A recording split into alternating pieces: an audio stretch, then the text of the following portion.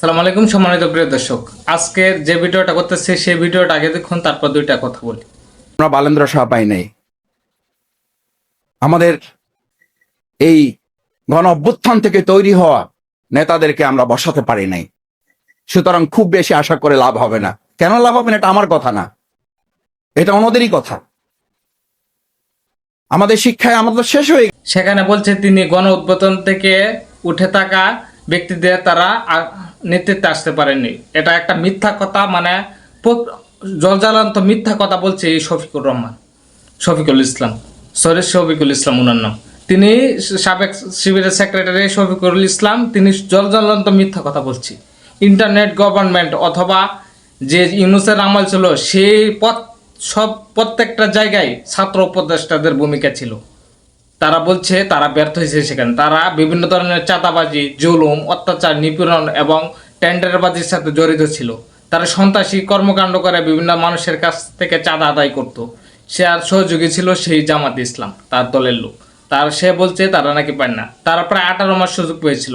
সেই 18 মাস সুযোগের ভিতরে শহীদদের পরিবারের কোনো খোঁজ খবর নেয়নি। কিছু কিছু মানুষ ফকিন্নের প্রতারিত হয়েছে, বড় লোক, দেশের কোটি কোটি টাকা মায়েরা খাইছে। এক সার্জিস আলম, হাসনাত আবদুল্লাহ এবং নাসিরউদ্দিন পাটারি এবং হান্নান মাসুদের মতো ফকিন্নের প্রতারিত হয়েছে কোটি কোটি টাকার মালিক। কিন্তু সেই বন্ড এবং সেই মুনাফিক রাজনৈতিক দল জামাত ইসলামের সেই নেতা বলছে তাদেরকে নাকি নেতৃত্ব দেওয়া হয়নি। কিন্তু তারা এই জুলাইকে বিক্রি করে খেতে খেতে খেতে খেতে বিএনপিকে একবারে নিঃস্ব করে দেওয়ার চেষ্টা করছিল সেই জামাত ইসলাম এবং এনসিপির কোলাঙ্গাররা।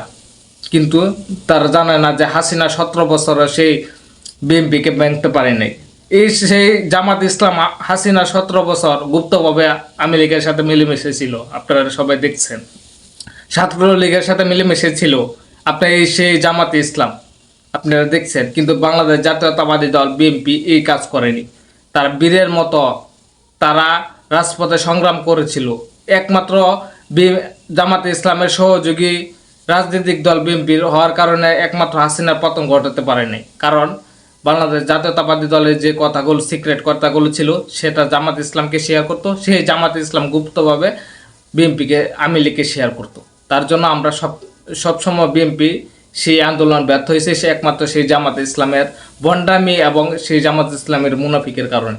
বাংলাদেশের জাতির মানুষ আজকে প্রমাণ পাইছে যে জামাত ইসলাম একটা বন্ড, মুনাফিক এবং বন্ডামি এবং বিশ্বাসঘাতক রাজনৈতিক দল। তারা বিভিন্ন সময় গুপ্তভাবে রাজনৈতিক দল করছে।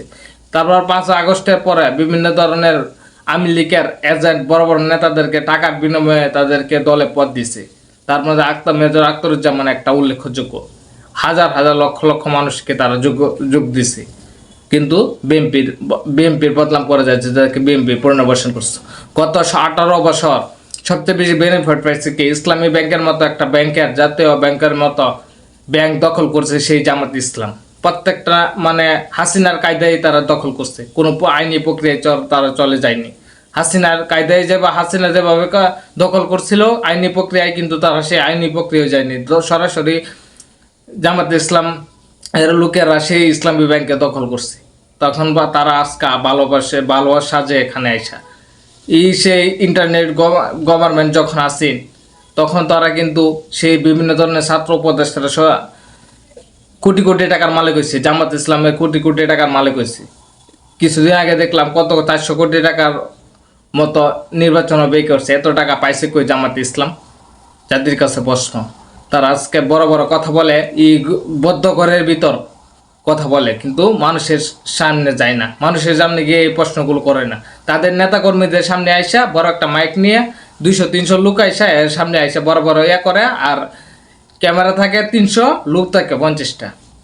50 জন লোকের সামনে ক্যামেরা, 300 লোকের সামনে এটাতে বিভিন্ন পেজের মাধ্যমে, বট বাহিনীর মাধ্যমে বিভিন্নভাবে সরিয়ে ছিটিয়ে দিচ্ছে। কিন্তু জাতির সামনে তারা আসতে রাজি না। তারা বদ্ধ করে পয়সা সরকারকে চ্যালেঞ্জ করে, সরকারকে পতন করার চেষ্টা করে। কিন্তু তারা জানে না গুপ্তভাবে সরকার পতন হয় না। সরকার পতন হতে হলে আবু সাইদ, আবু মুগ্ধ এবং বিভিন্ন ধরনের শহীদ যারা ছিল তাদের মতো, বীরের মতো হাসিনার সামনে, হাসিনার পেটো বাহিনীর সামনে বুক উচ্চ করে দাঁড়াতে পারলেই হাসিনার মতো স্বৈরাচার এবং সরকার পতন হয়। আপনাদের মতো ঘরে বসে থাকা গুপ্তভাবে 50 জন লোকের সামনে এবং 300 ক্যামেরার সামনে বসা যদি এত গরম গরম কথা বলেন, তাহলে কিন্তু সরকার পতন হবে না। আপনারা বন্ডামি ছাড়েন এবং সুস্থ রাজনৈতিক দ্বারা ফিরে আসেন। সবাই ভিডিওটা শেয়ার করে দেবেন এবং এই বন্ড রাজনৈতিক দল থেকে সবাই দূরে থাকার চেষ্টা করবেন। ধন্যবাদ সবাইকে। আসসালামু আলাইকুম।